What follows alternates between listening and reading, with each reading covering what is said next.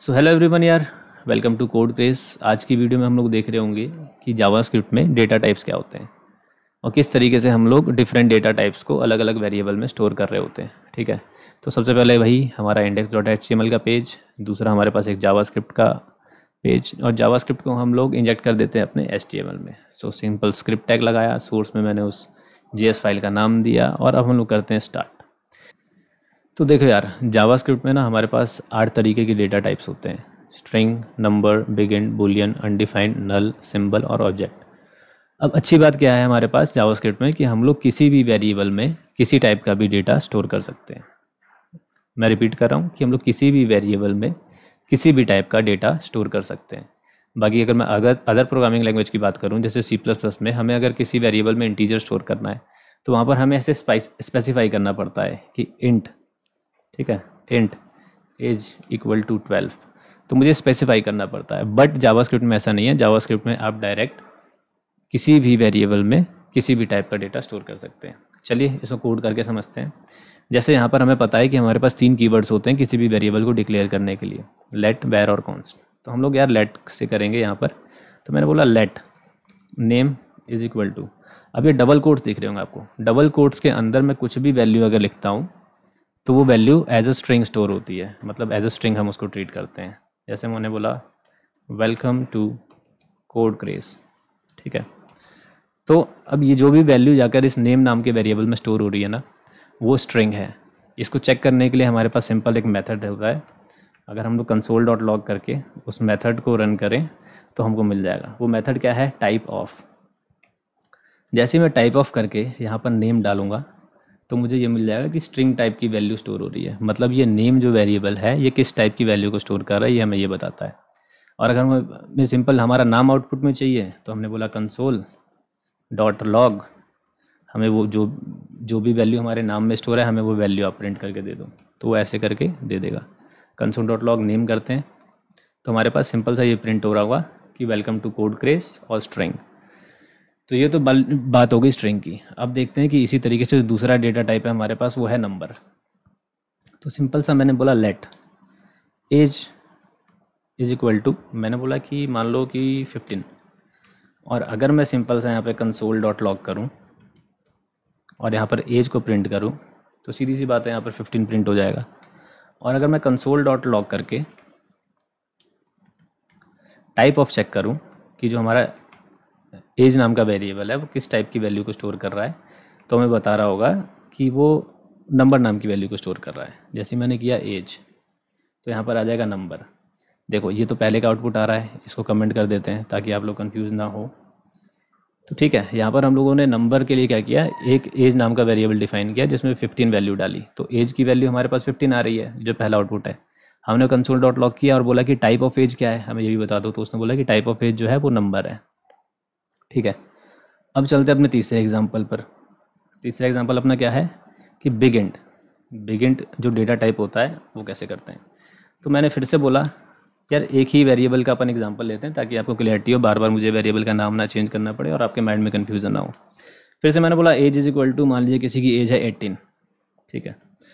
अब मैंने बोला कि कंसोल डॉट लॉग और मैंने सिंपल एज को प्रिंट करवा दिया, तो कोई बड़ी बात नहीं है, 18 आ जाएगा।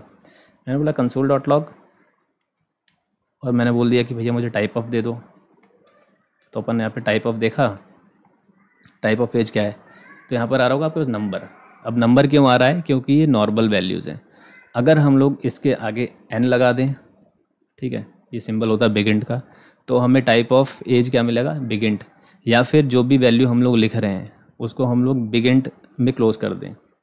बिगिंट नाम का एक अपने पास मेथड होता है। बिगिंट में जैसे ही हम लोग क्लोज करके कोई भी वैल्यू लिखते हैं, मान लो यहाँ पे लिख दिया मैंने क्या कर दिया, 25 कर दिया, ठीक है। तो 25n करके देख रहे हो आप, जो नंबर आपके पास आउटपुट में आ रहा है उस पर भी 25 के आगे n सिंबल लगा हुआ है और उसका टाइप क्या आ रहा है? बिग इंट आ रहा है।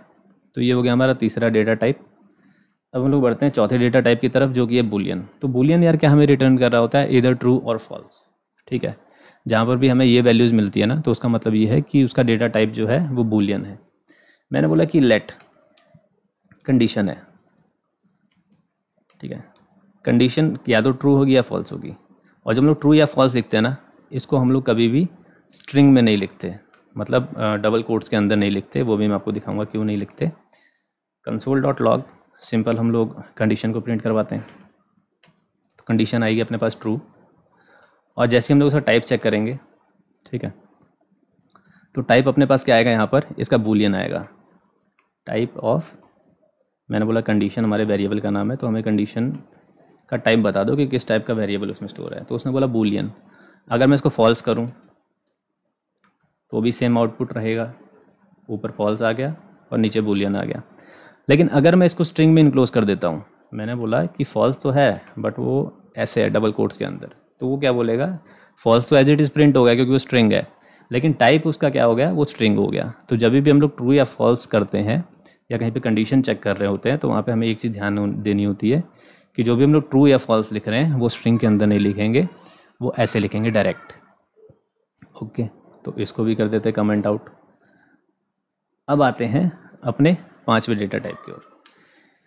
वैसे तो हम लोग ये पिछली वीडियो में देख चुके हैं, लेकिन यहाँ पर भी देख लेते हैं।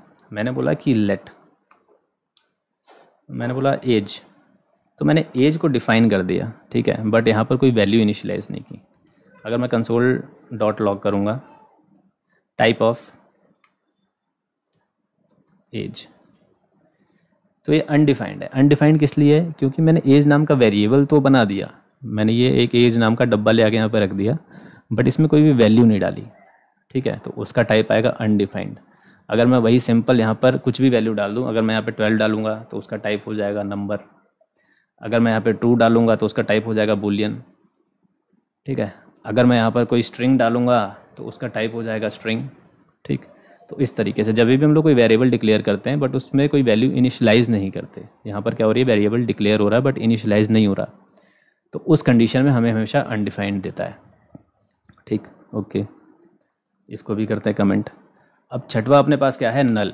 अब नल डेटा टाइप क्या होता है, मैंने मान लीजिए लेट कीवर्ड का यूज़ किया, एक वेरिएबल बनाया नेम, और अगर मैंने इसके आगे लिख दिया नल, तो सिंपली अगर आप इसका टाइप चेक करेंगे कंसोल डॉट लॉग, और मैंने बोला कि नेम का मुझे टाइप बता दो कि किस टाइप का डेटा उसमें स्टोर है, तो वहाँ पे नल है, ठीक है।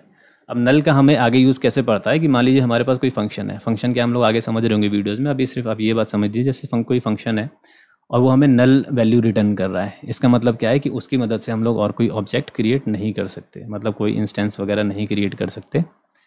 इतनी सी बात है, इसका इतना ज़्यादा यूज़ नहीं हो रहा होता है, लेकिन फिर भी हम लोग आगे समझेंगे। तो ठीक है यार, अपने पास जो 7वां डेटा टाइप होता है ना, वो होता है सिंबल।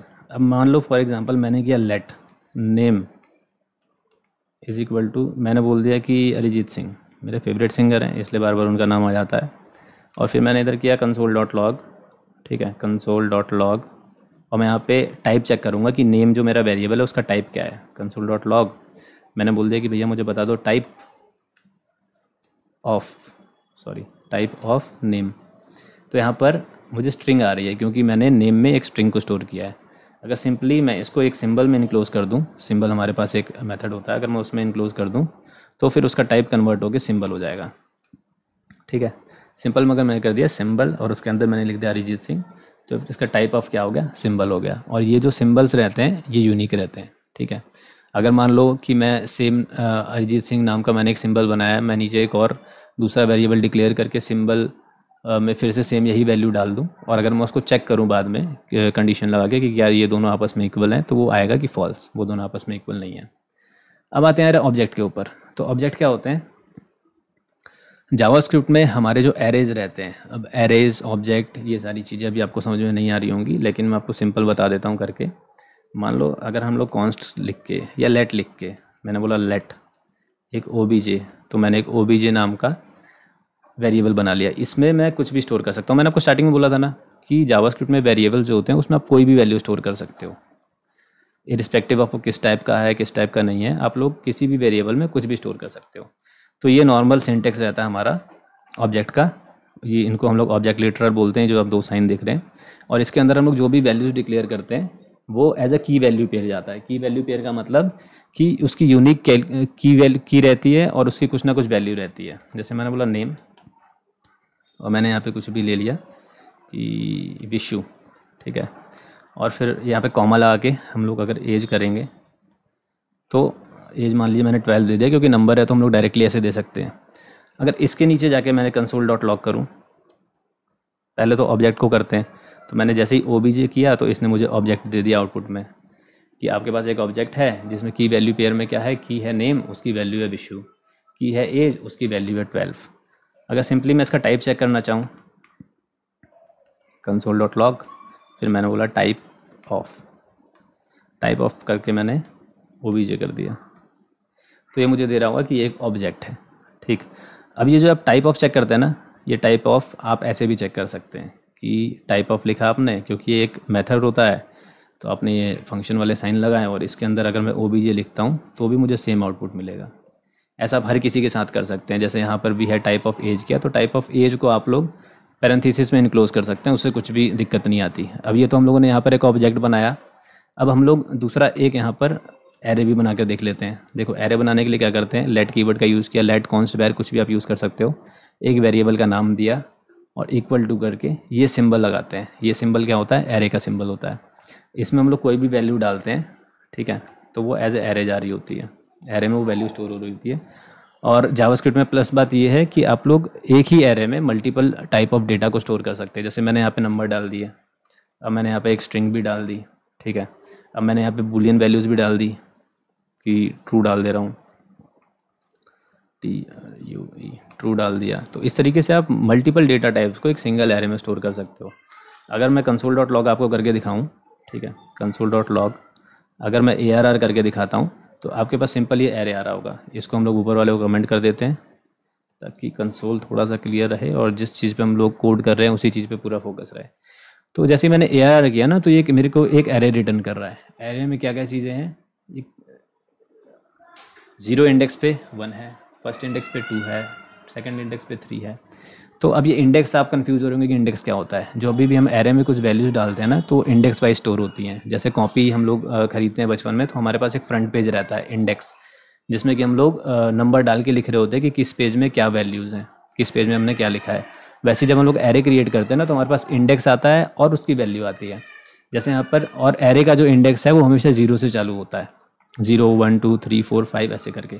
तो 0 इंडेक्स पे हमारे पास है 1, फर्स्ट इंडेक्स पे हमारे पास है 2, सेकंड इंडेक्स पे हमारे पास है 3। तो ऐसे करके ये सारी चीज़ें चलती हैं। हम लोग आगे जब डिटेल में पढ़ेंगे एरे को तो उसमें चीज़ों को और अच्छे से समझ रहे होंगे।